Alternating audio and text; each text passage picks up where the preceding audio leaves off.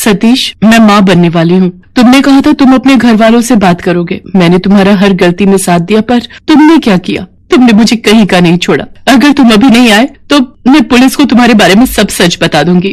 तुम्हारा दिमाग खराब हो गया क्या? मैंने तुम्हें बोला था अबॉर्शन करवा लो, तुमने नहीं करवाया।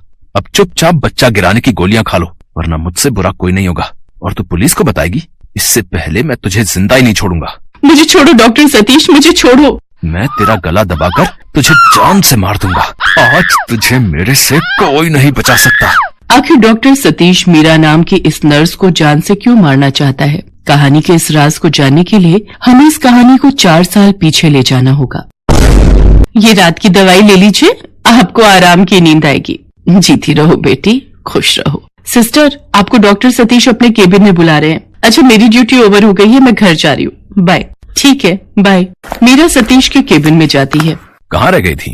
इतनी देर से तुम्हारा इंतजार कर रहा हूँ। सतीश, ये तुम ठीक नहीं कर रहे हो। इस तरह से किसी ने हमें देख लिया तो कितनी बदनामी होगी। अरे किसी को कुछ पता नहीं चलेगा, तुम बस थोड़ा करीब आओ। क्या तुम मुझसे प्यार नहीं करती हो? करती हो ना? हाँ, पर तुम मुझसे शादी कब करोगे? ऐसे कब तक चलेगा? मीरा सतीश से प्यार करती थी, पर सतीश शायद उसका सिर्फ फायदा उठा रहा था। ऐसे ही एक दिन, ओके माँ जी, ये पीने वाली दवाई ले लो। वैसे आपके घर में और कौन कौन है? मेरा बेटा बहू तो कब के छोड़कर अलग रहने चले गए। पति का कुछ साल पहले ही देहांत हो गया। अब उनकी पेंशन से ही अपना गुजर बसर करती हूँ। माँ जी चिंता मत कीजिए, मैं भी तो आपकी बेटी की तरह हूँ।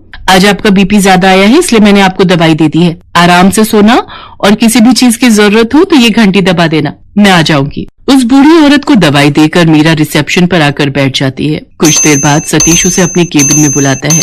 इतनी देर क्यों लगा दी आने में? 36 नंबर बेड के पेशेंट की तबीयत आज ठीक नहीं है। उनका बीपी बढ़ा हुआ आया है, इसलिए उन्हें दवाई दे रही थी। मीरा, तुम्हें क्या लगता है ये बूढ़ी और कितने दिन जिंदा रहेगी? हमें जल्द से जल्द इसके शरीर के ऑर्गन निकालने होंगे। ये तुम कैसी बातें कर रहे हो सतीश? मैं कुछ समझी नहीं। मीरा, तुम नहीं जानती ऑर्गन कितने महंगे बिकते हैं। मेरी आज ही विदेश की एक डॉक्टर से बात हुई है। अगर हम मरीजों के ऑर्गन बेचने का काम शुरू कर दें तो हम कुछ ही दिनों में करोड़पति बन जाएंगे, करोड़पति। छी सतीश, ये कैसी बेहुदा सोच है तुम्हारी? तुम एक डॉक्टर होकर ये सब बोल रहे हो। मैं इस काम में तुम्हारा साथ कभी नहीं दूंगी, और तुमने अगर ऐसा करने की कोशिश की तो मैं कुछ भी कर सकती हूँ। अरे अरे मैं तो मजाक कर रहा था मेरी जान। अच्छा गुस्सा मत करो, इधर तो आओ। इतनी देर में मीरा को रिसेप्शन पर बजने वाली घंटी की आवाज आती है। सतीश, लगता है किसी मरीज को कोई परेशानी है, मैं अभी उनके पास से होकर आती हूँ। मीरा दौड़कर मरीज के पास जाती है। उस महिला की हालत बहुत खराब थी। डॉक्टर सतीश, पेशेंट की तबीयत बिगड़ रही है। तुम उन्हें ऑपरेशन थिएटर में शिफ्ट करो, मैं वहीं पहुंचता हूँ। कुछ देर बाद सतीश ऑपरेशन थिएटर में जाता है। उस बूढ़ी महिला की तबीयत बिगड़ रही थी। सतीश उसे एक इंजेक्शन देता है, जिसके बाद वो बूढ़ी महिला बिल्कुल शांत हो जाती है। डॉक्टर सतीश, ये माँ जी तो मर गई। तो इसमें हमारी क्या गलती है? इनका बीपी बहुत ज्यादा बढ़ गया था, जिसकी वजह से इन्हें अटैक आ गया। नर्स, डेड बॉडी को पोस्टमार्टम के लिए तैयार करो। मीरा समझ नहीं पा रही थी कि अचानक सतीश ने उस बूढ़ी महिला को कैसे इंजेक्शन दिया, जिसके बाद वो मर गई। बात वहीं दब जाती है। मीरा को नहीं पता था कि जानबूझकर सतीश ने उस बूढ़ी महिला को मारा है। सतीश तो उसके ऑर्गन कब के बेच भी चुका था, जिस बात से मीरा बिल्कुल अनजान थी। एक दिन मीरा को इस बात का पता चल जाता है। रामदिन, डॉक्टर सतीश को देखा, वो अपने केबिन में नहीं है। डॉक्टर साहब तो किसी का पोस्टमार्टम कर रहे हैं। कुछ देर पहले ही 20 नंबर बेड के मरीज की मौत हुई है। 20 नंबर बेड का मरीज तो बिल्कुल ठीक था, अचानक क्या हुआ? ठीक है, तुम जाओ, मैं देखती हूँ। मीरा सतीश के पास जाती है। वो देखती है कि सतीश मरीज के सारे ऑर्गन निकाल कर एक जगह रख रहा है। मीरा गुस्से में आ जाती है। सतीश, ये सब क्या कर रहे हो? तुमने जानबूझकर इस मरीज को मारा है ना? धीरे बोलो, धीरे बोलो। मीरा, ज्यादा शोर मत मचाओ। मैं जो कर रहा हूँ मुझे करने दो। मुझे बहुत से पैसे कमाने हैं, मैं आराम की जिंदगी जीना चाहता हूँ। तुम भी मेरा साथ दो। तुमने मेरा साथ नहीं दिया तो तुम मुझे खो दोगी। बोलो, तुम्हें मेरे साथ रहना या नहीं? ठीक है, तुम पुलिस को फोन करके मुझे जेल करवा दो, फिर रह लेना मेरे बिना।